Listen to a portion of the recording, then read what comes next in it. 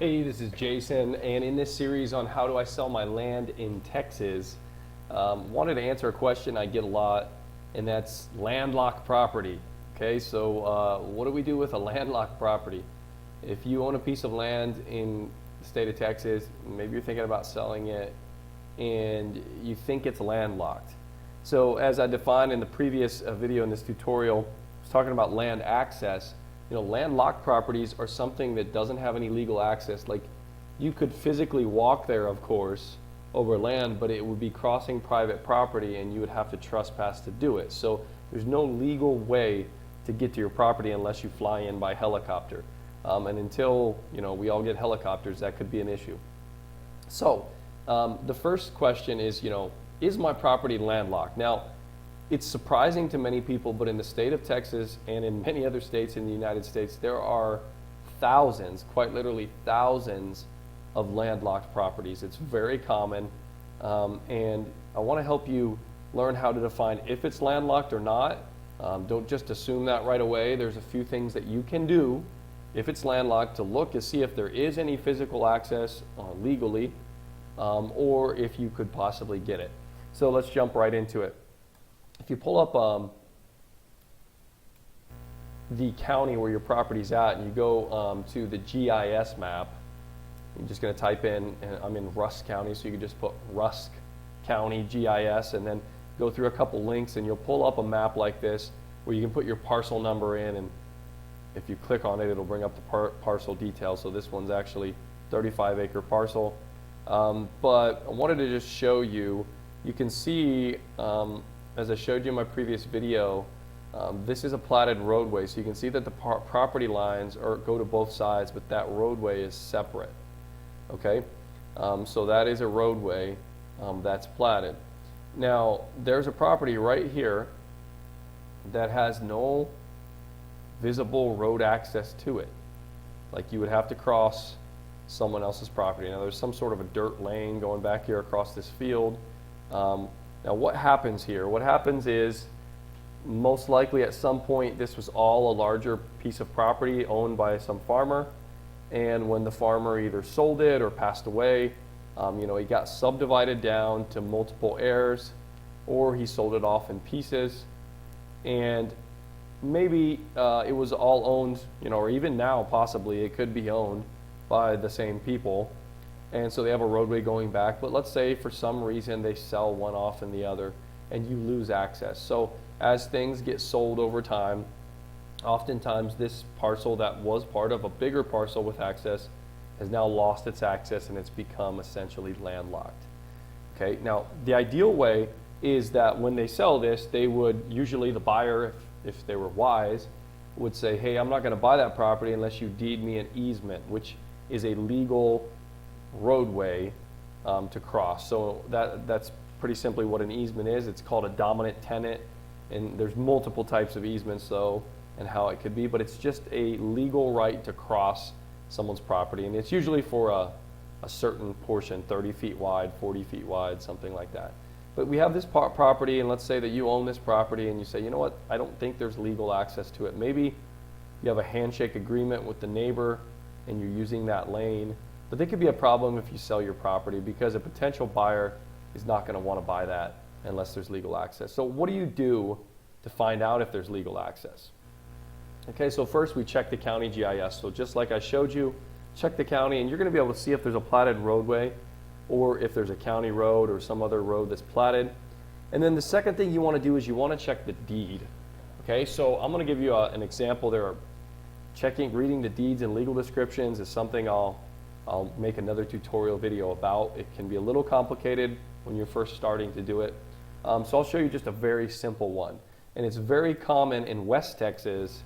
There's these large extensions of land in Hudspeth and in Pecos and in Terrell counties and Presidio and those areas of West Texas. And so what they do is, out of the larger portions, these were 160 acre squares, and they sold it down into 40 acre squares and 20 acre squares and 10 acre squares, that they just add an easement along the borders. And so in order to keep someone from not having access, or someone for selling it without the access and all that, they just put it right into the legal description. It's very common in that part of Texas. And it says it right here. This is the southwest quarter of the southwest quarter, Section 8. It's 11 acres, says right on there. And it says there is to be a 20-foot non-exclusive easement along the south and west borders of this parcel for access and utilities. Okay, so there's a 20-foot. It's kind of narrow easement. Usually they're 30 feet as a minimum. But 20 feet wide, you can get any car in and out of. And so there happened to be a dirt road along the south and west borders of this property. When we bought it, we noticed that on the map. And when we saw that here, we knew, oh, that is a legal easement. Okay, and it is non-exclusive, meaning it's not just for my use or the neighbor property owner's use. It's for anyone in the area to use. So in all essence, in that area, that's basically a dirt roadway. That's a very simple one. Oftentimes easements would be a little more complicated in their writing and structure, but you're going to look on your deed, and no matter how long the legal description is, it should say something about an easement or subject to an easement, okay, if there's one there on the deed. Now, another thing that you can do, if you don't see anything on the deed, and even if you don't have the deed, you can call the county recorder's office and you can request a copy. You have to pay a couple dollars and they'll send you one.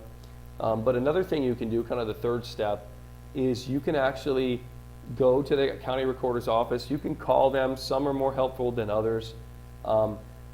You kind of need to know what to ask for though, but you can ask them, tell them the name of the property owner. If it's your property, it'd be you, or whoever owns this property, and say, hey, I wanted to see if there's a survey or an easement recorded with that deed.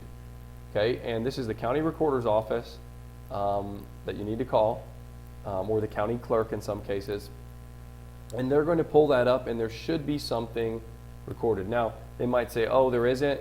Now, some counties I've had success with asking them with the previous owners, so the name of the grantor on the deed. You could say, you know, when it was transferred to that grantor, is there anything in the previous ownership? Other counties, you know, depending on that secretary at the desk at the county, you know, if they really want to help you out or not and how much knowledge they have, they're going to say, oh, you need a title abstractor or a title search. And so in that case, you would probably talk to an abstractor, would be the ideal person, or you could talk to even a surveyor. They usually have contacts to do the same. And usually you have to pay them a couple $100s to do this, and they're going to go down to the county and they're going to dig through the records and find all the previous documents of transfer that transferred ownership of that over the last, 50, 60 years.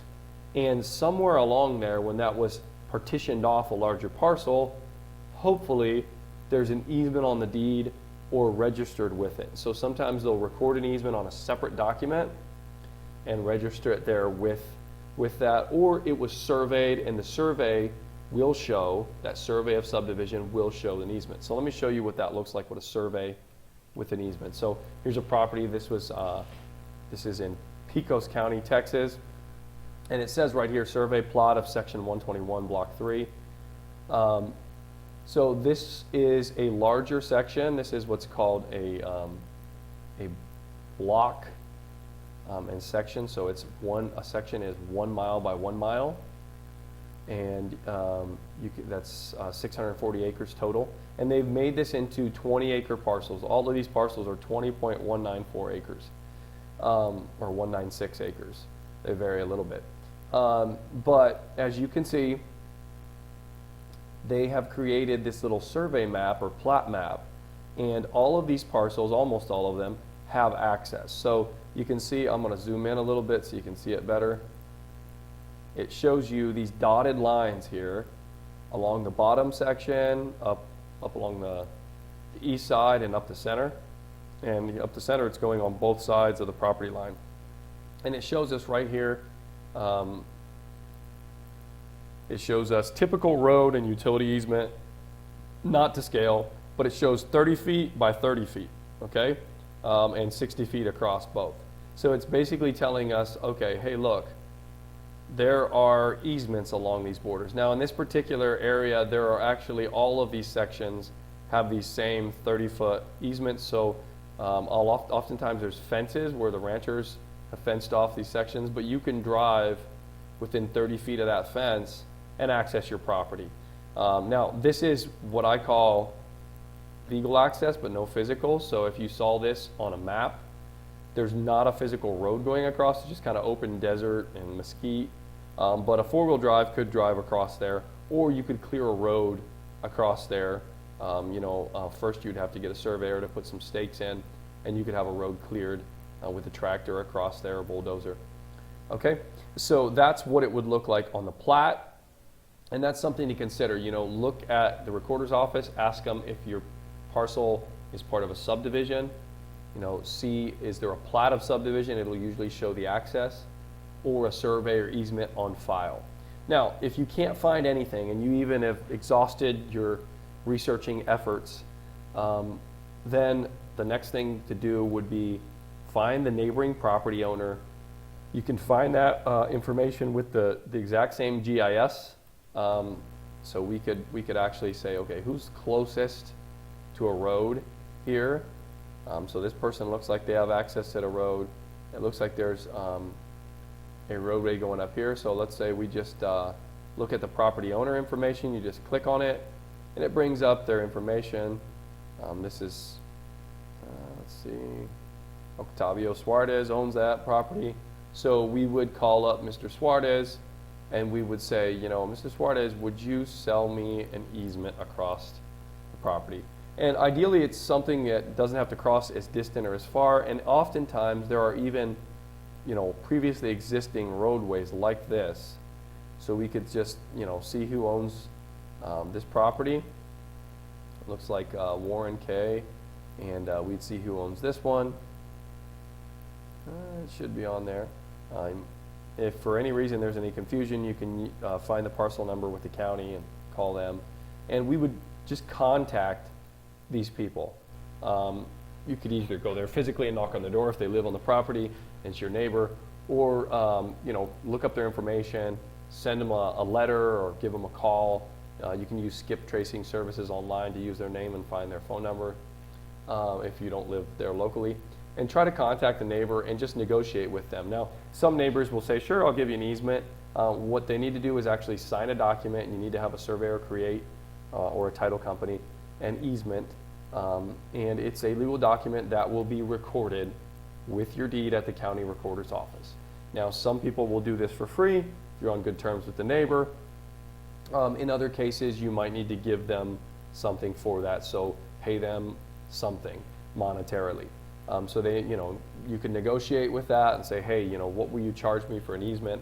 I'd like to, sign an easement for access for this. Now, if they really don't want to play ball and they're being very difficult, you could possibly go to court for an easement by necessity. There are a couple different types of easements you can get through the court system. Generally speaking, though, you would have to have no other access, and it definitely helps too if that was traditionally, there's like a dirt road that's always been used for access. And if you bought the property assuming that was the access.